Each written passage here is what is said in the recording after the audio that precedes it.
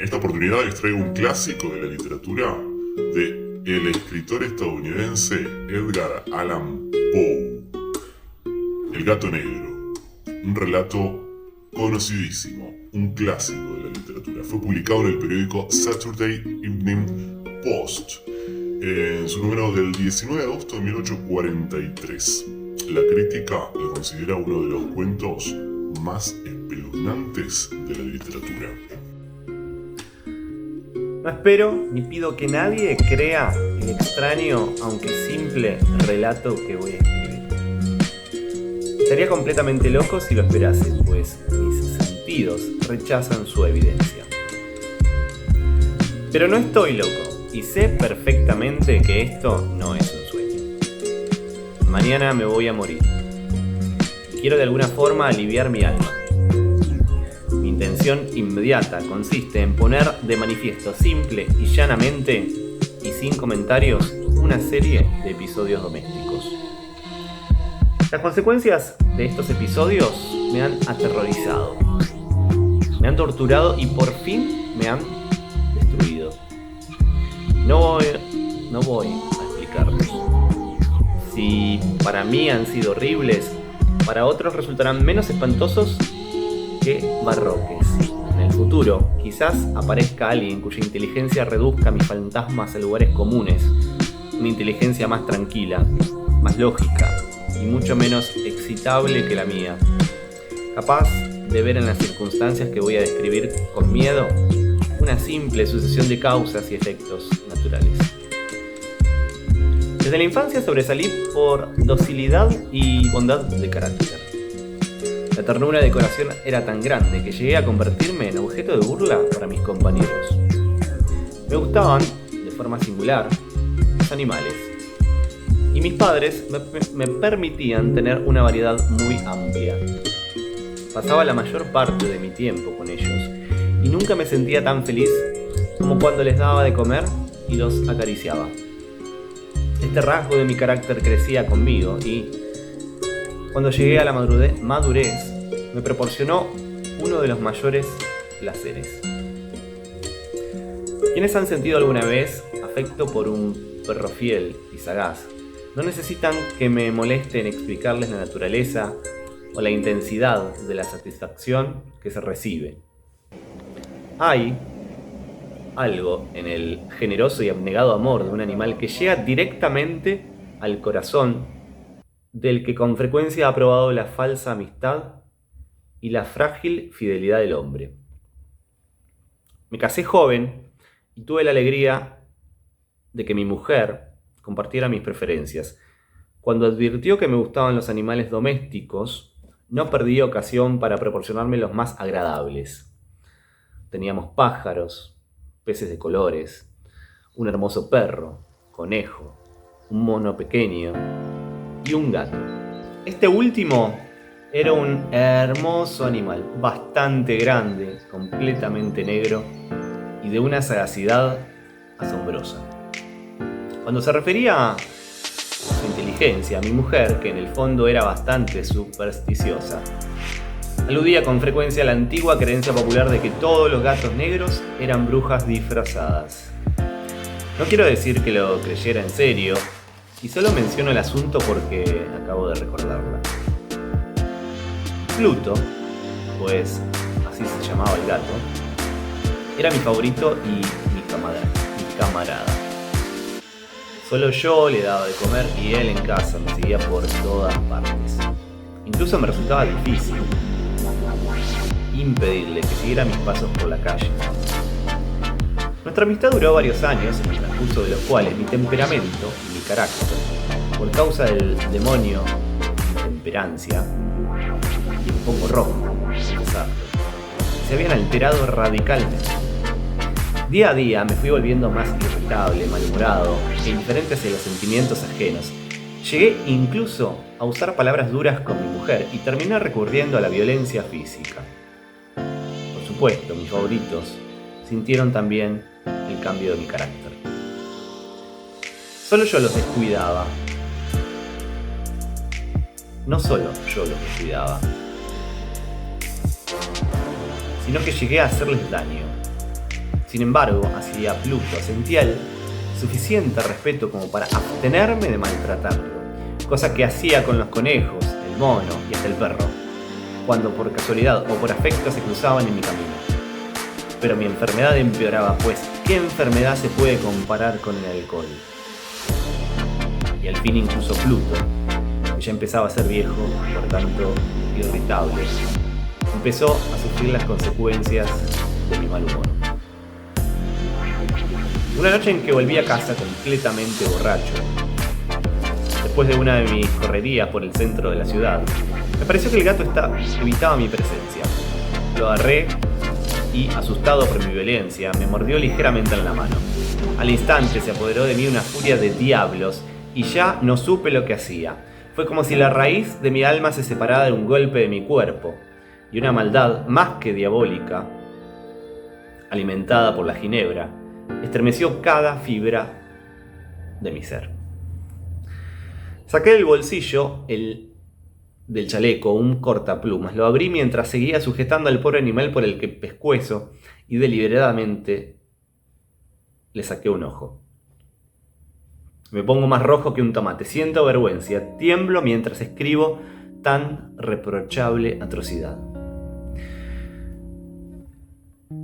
Cuando me volvió la razón, por la mañana, cuando el sueño hubo disipado los vapores de la orgía nocturna, sentí que el horror se mezclaba con el remordimiento ante el crimen del que era culpable. Pero solo era un sentimiento débil y equívoco, y no llegó a tocar mi alma. Otra vez me hundí en los excesos y pronto ahogué en vino los recuerdos de lo sucedido. El gato, mientras tanto, mejoraba lentamente. La cuenca del ojo perdido presentaba un horrible aspecto, pero el gato parecía que ya no sufría. Se paseaba, como de costumbre, por la casa, aunque, como se puede imaginar, huía aterrorizado al verme.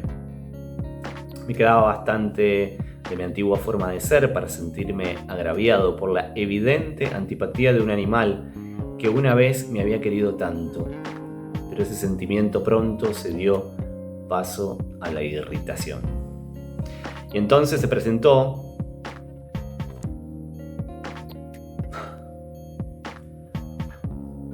para mi derrota final e irrevocable el espíritu de la perversidad.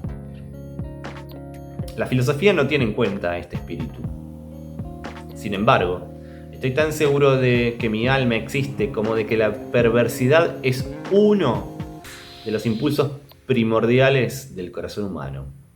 Una de las facultades primarias indivisibles, uno de los sentimientos que dirigen el carácter del hombre. ¿Quién no se ha sorprendido a sí mismo 100 veces en los momentos en que cometió una acción estúpida o malvada por la simple razón de que no debía cometerla? ¿No hay en nosotros una tendencia permanente que nos enfrenta con el sentido común a transgredir lo que constituye la ley por el simple hecho de serlo? Existir.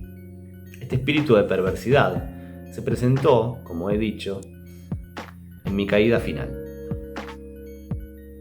Y ese insoportable anhelo que tenía el alma de vejarse a sí misma, de violentar su naturaleza, de hacer el mal por el mal mismo, me empujó a continuar y finalmente a consumar el suplicio que había infligido al inocente animal. Una mañana, a sangre fría, le pasé un lazo por el pescuezo y lo ahorqué en la rama de un árbol. Lo ahorqué mientras las lágrimas me brotaban de los ojos y el más amargo remordimiento me retorcía el corazón. Lo ahorqué porque recordaba que me había querido y porque estaba seguro de que no me había dado motivos para matarlo. Lo ahorqué porque sabía que al hacerlo cometía un pecado mortal que pondría en peligro mi alma hasta llevarla, si esto fuera posible, más allá del alcance de la infinita misericordia del Dios más misericordioso y más terrible. La noche del día en que cometí ese acto cruel, me despertaron gritos de ¡fuego!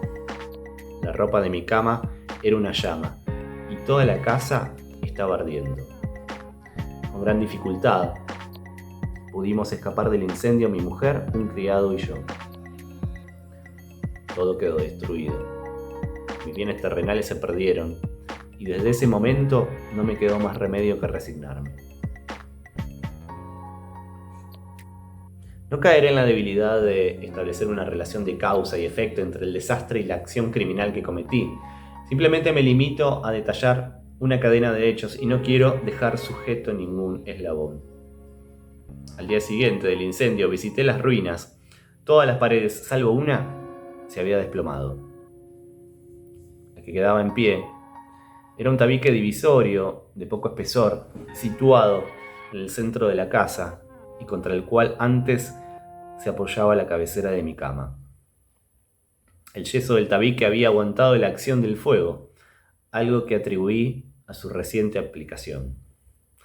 Una apretada muchedumbre se había reunido alrededor de esta pared y varias personas parecían examinar parte de la misma atenta y minuciosamente. Las palabras extraño, curioso y otras parecidas despertaron mi curiosidad. Al acercarme más, vi que en la blanca superficie, grabada en bajo relieve, aparecía la figura de un gigantesco gato. El contorno tenía una nitidez verdaderamente extraordinaria. Había una cuerda alrededor del pescuezo del animal. Al descubrir esta aparición, ya que no podía considerarla otra cosa, el asombro y el terror me dominaron. Pero la reflexión vino a mi ayuda. Recordé que había ahorcado al gato en un jardín colindante con la casa. Cuando se produjo la alarma del incendio, la gente invadió inmediatamente el jardín. Alguien debió cortar la soga y tirar al gato en mi habitación por la ventana abierta. Sin duda, habían tratado así de despertarse. Probablemente la caída de las paredes comprimió a la víctima de mi crueldad contra el yeso recién escalado, cuya cal, junto con la acción de las llamas y el amoníaco del cadáver, produjo la imagen que ahora veía. Aunque con otras explicaciones, quedó satisfecha mi razón, pero no mi conciencia, sobre el asombroso hecho de que acabo de describir. Lo ocurrido impresionó profundamente mi imaginación. Durante meses no pude liberarme del fantasma del gato, y en todo ese tiempo dominó mi espíritu un sentimiento informe, que se parecía, sin serlo, al remordimiento. Llegué incluso a lamentar la pérdida del gato y a buscar en los sucios antros que habitualmente frecuentaba otro animal de la misma especie y de apariencia parecida que pudiera ocupar su lugar. Una noche, medio borracho, me encontraba en una taberna pestilente y me llamó la atención algo negro posado en uno de los grandes toneles de Ginebra, que constituían el principal mobiliario del lugar. Durante unos minutos había estado mirando fijamente ese tonel y me sorprendió no haber advertido antes la presencia de la mancha negra de encima. Me acerqué a él y lo toqué con la mano. Era un gato negro. Un gato muy grande, tan grande como Pluto y exactamente igual a este, salvo en un detalle.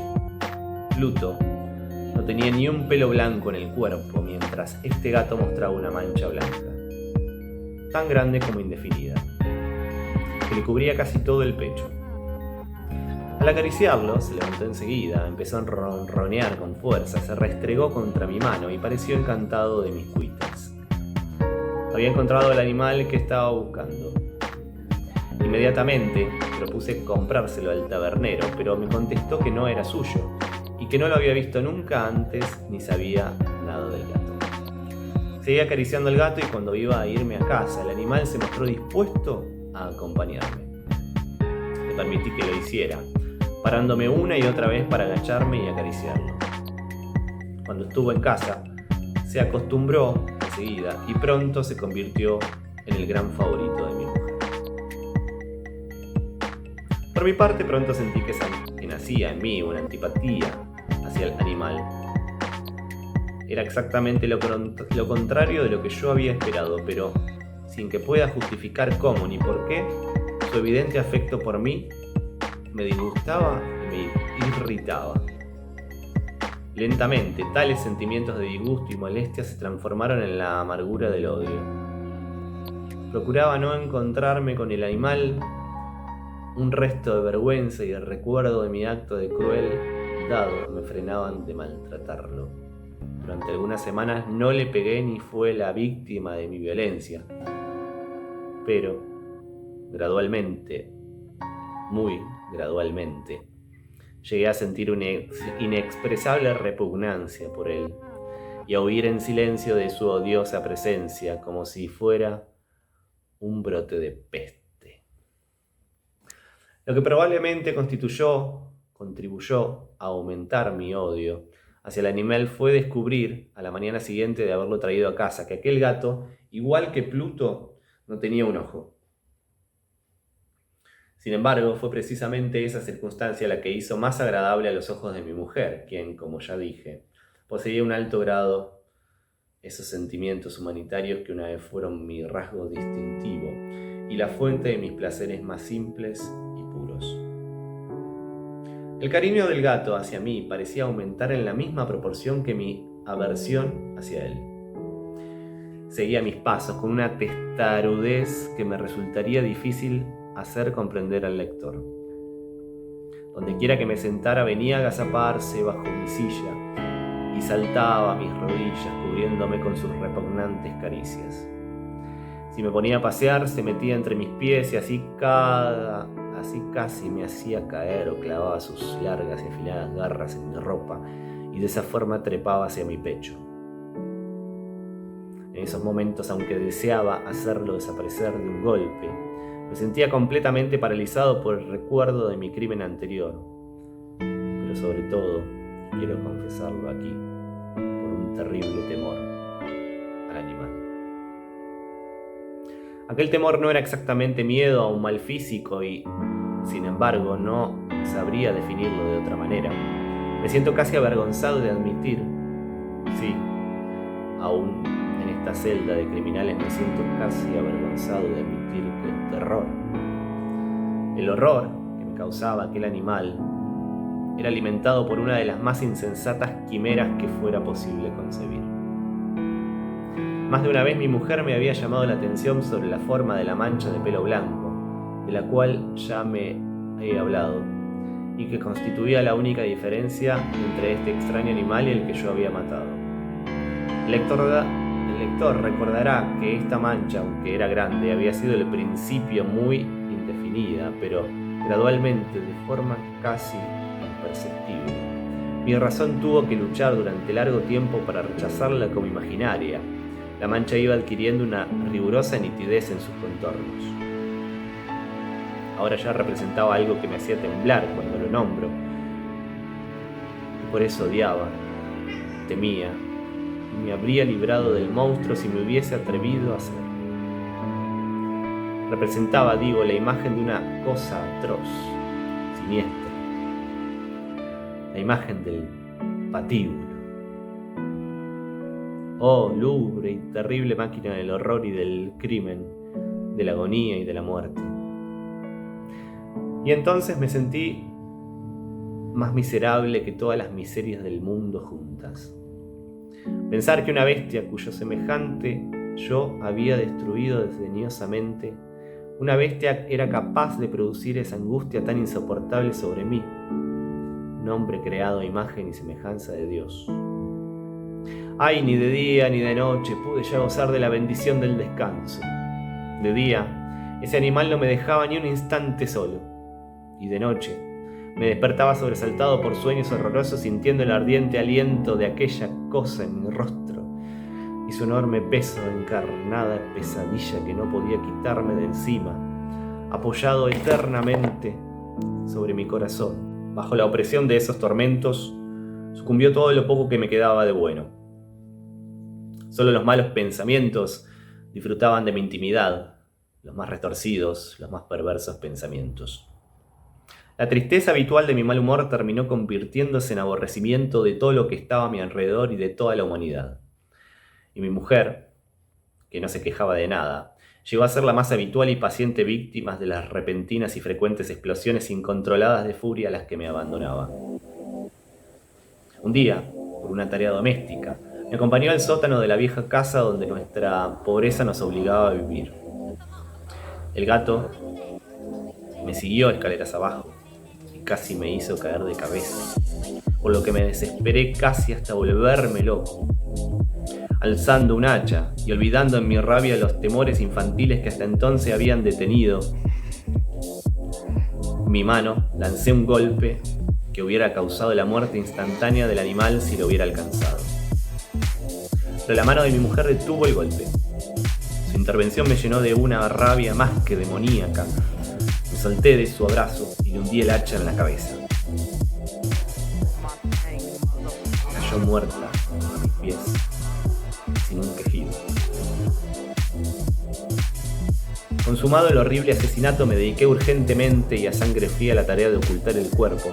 Sabía que no podía sacarlo de casa, ni de día ni de noche, sin correr el riesgo de que los vecinos me vieran. Se me ocurrieron varias ideas. Por un momento pensé descuartizar el cadáver y quemarlo a trozos. Después se me ocurrió cavar una tumba en el piso del sótano. Luego consideré si no convenía arrojarlo al pozo del patio o meterlo en una caja, como si fuera mercancía, y con los trámites normales, y llamar a un mozo de cuerda para que lo retirase de la casa. Por fin, di con lo que me pareció el mejor recurso. Decidí emparedar el cadáver en el sótano. Tal como se cuenta con que los monjes de la Edad Media emparedaban a sus víctimas. El sótano se prestaba bien para este propósito. Las paredes eran de un material poco resistente y estaban recién encaladas con una capa de yeso que la humedad del ambiente no había dejado endurecer. Además, en una de las paredes había un saliente, una falsa chimenea, que se había rellenado de forma que se pareciera al resto del sótano. Sin ningún género de dudas, se podían quitar fácilmente los ladrillos de esa parte, introducir el cadáver y tapar el agujero como antes, de forma que ninguna mirada pudiera descubrir nada sospechoso. No me equivocaba en mis cálculos. Con una palanca saqué fácilmente los ladrillos y después de colocar con cuidado el cuerpo contra la pared interior, lo mantuve en esa posición mientras colocaba de nuevo los ladrillos en su forma original.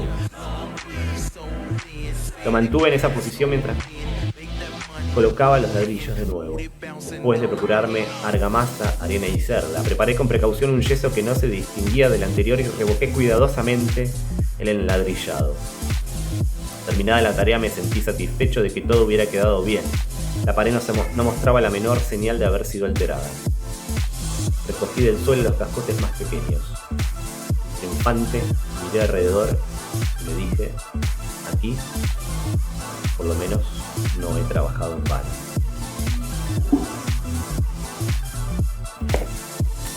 El paso siguiente consistió en buscar a la bestia que había causado tanta desgracia, pues por fin me había decidido a matarlo. Si en aquel momento el gato hubiera aparecido ante mí, habría quedado sellado su destino, pero por lo visto, el astuto animal, alarmado por la violencia de mi primer acceso de cólera, se cuidaba de aparecer mientras no se me pasara mi mal humor. Es imposible describir ni imaginar el profundo y feliz sentimiento de alivio que la ausencia del odiado animal trajo a mi pecho. No apareció aquella noche y por primera vez, desde su llegada a la casa, pude dormir profunda y tranquilamente. Sí, pude dormir, incluso con el peso del asesinato en mi alma. Pasaron el segundo y el tercer día y no volví a mi atormentador. Una vez más respiré como un hombre libre. El monstruo, aterrorizado, había huido de casa para siempre. No volvería a verlo. Grande era mi felicidad, y la culpa de mi negra acción me preocupaba poco. Se hicieron algunas investigaciones, a las que me costó mucho contestar. Incluso registraron la casa. Se hicieron algunas investigaciones más, pero naturalmente no se descubrió nada. Consideraba que me había asegurado mi felicidad futura. Al cuarto día, después del asesinato, un grupo de policías entró en la casa inspectivamente y procedió otra vez a una rigurosa inspección. Seguro de que mi escondite era inescrutable, no sentía la menor inquietud. Los agentes me pidieron que los acompañara en su registro. No dejaron ningún rincón ni escondrijo sin revisar. Al final, por tercera o cuarta vez, bajaron al sótano. No me temblaba ni un solo músculo. Mi corazón latía tranquilamente como el de quien duerme en la inocencia. Me paseaba de un lado al otro del sótano. Había cruzado los brazos sobre el pecho e iba tranquilamente de acá para allá. Los policías quedaron totalmente satisfechos y se disponían a marcharse. El júbilo de mi corazón era demasiado fuerte para ser reprimido. Ardían deseos de decirles al menos una palabra como prueba de triunfo y de asegurar doblemente su certidumbre sobre mi inocencia. Caballeros, dije por fin, cuando el grupo subía la escalera. Me alegro de haber disipado sus sospechas. Les deseo felicidad y un poco más de cortesía. Por cierto, caballeros, esta casa está muy bien construida. En mi rabioso deseo de decir algo con naturalidad, no me daba cuenta de mis palabras. Repito que es una casa excelentemente construida. Estas paredes... ¿Ya se van ustedes, caballeros? Estas paredes son de gran solidez. Entonces, empujado por el frenesí de mis bravatas, golpeé fuertemente con el bastón que llevaba en la mano sobre la pared de ladrillo tras la cual estaba el cadáver de la esposa de mi alma. Que Dios me proteja y me libre de las garras del archidemonio. Apenas había cesado el eco de mis golpes y una voz contestó desde dentro de la tumba. Un quejido ahogado, entrecortado al principio, como el sollozar de un niño, que luego creció rápidamente hasta convertirse en un largo, agudo y continuo grito, completamente normal e inhumano. Un aullido, un alarido quejumbroso, mezcla de horror y de triunfo, como solo puede surgir en el infierno de la garganta de los condenados en su agonía y de los demonios gozosos de la condenación. Hablar de lo que pensé en ese momento es una locura. Presa de vértigo, fui tambaleándome hasta la pared de enfrente. Fue por un instante, el grupo de hombros de la escalera se quedó paralizado por el horror, por el espantoso terror. Luego, una docena de robustos brazos atacó la pared que cayó de un golpe. El cadáver, ya corrompido y cubierto de sangre coagulada, apareció de pie ante los ojos de los espectadores. Sobre su cabeza, con la roja boca abierta y el único ojo de fuego, estaba agazapada la horrible bestia cuya astucia me había llevado al asesinato, y cuya voz delatora me entregaba ahora el verdugo. Había emparedado al monstruo en la tumba.